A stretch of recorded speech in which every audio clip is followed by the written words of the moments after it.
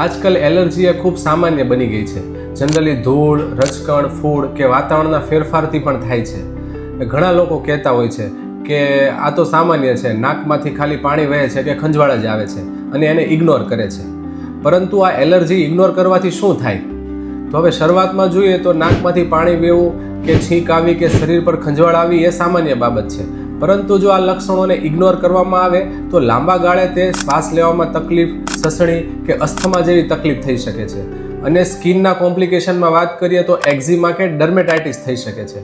હવે વાત છે કે આ બધી તકલીફોમાં કઈ દવા સારી કામ આપે છે? તો એ છે હોમિયોપેથી. હોમિયોપેથી મુજબ એલર્જી એ શરીરની બહારની સમસ્યા નથી, પરંતુ શરીરની અંદર રહેલી ઇમ્યુનિટીનું ઇમ્બેલેન્સ છે. હોમિયોપેથીમાં રૂટ કોઝ પર કામ થાય છે, એટલે શરીરની ઇમ્યુનિટી સ્ટ્રોંગ બને છે અને એલર્જી ધીરે ધીરે ઘટે છે. તેથી એલર્જીના કેસીસમાં લક્ષણ દબાવવા કરતાં રૂટ કોઝ પર કામ કરવું ખૂબ જરૂરી છે.